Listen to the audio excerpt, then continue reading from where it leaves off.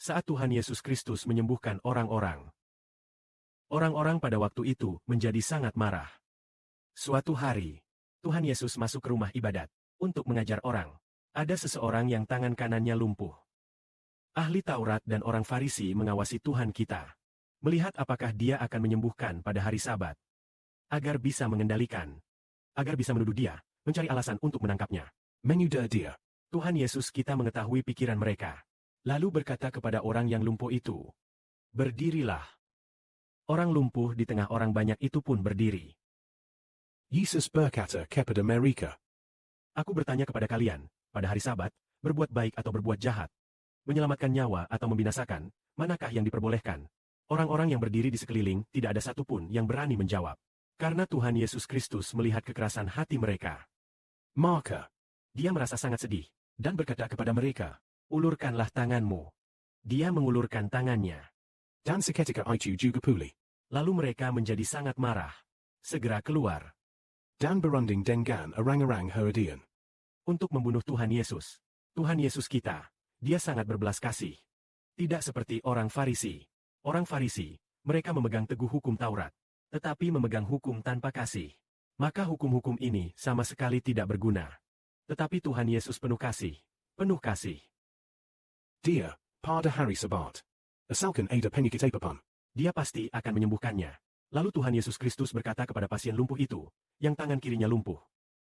Ketika tangan kanannya lumpuh, ulurkanlah tanganmu. Maka begitu dia mengulurkan tangan, dia segera disembuhkan. Pada saat ini orang banyak menjadi sangat marah. Tepat pada saat ini.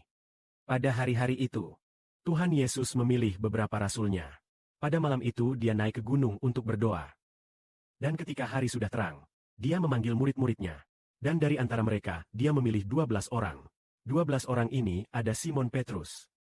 Dan saudaranya Andreas, Yakobus, Yohanes, Philippus, Bartholomeus, Matthias, Thomas, Jakobus anak Alphaeus.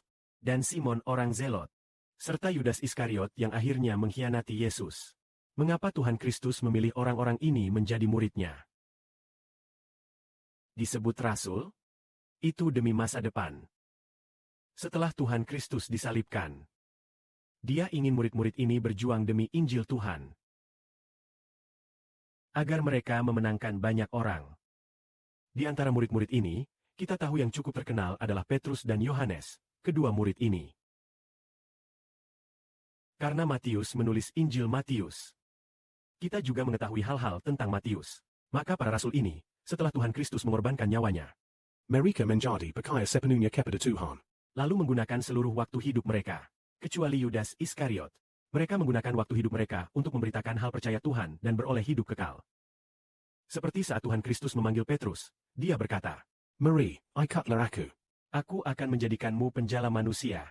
Artinya dia ingin Petrus memenangkan banyak orang, artinya ingin Petrus memberitakan Injil percaya kepada Tuhan. Yang berarti banyak orang memperoleh hidup yang kekal. Maka hari ini saat kita menyampaikan kebenaran juga sama. Biarlah lebih banyak orang mengenal Kristus, mengenal Tuhan, sehingga karena iman akhirnya akan memperoleh hidup yang kekal. Biarlah kemuliaan bagi Tuhan Bapa. Amin. Amin, amin, oak. Selanjutnya kami mengundang saudari Ruth untuk memuji. Baterainya hampir habis, ya? Kas begini, Hamok, saudara. Saya baru saja, saya sudah.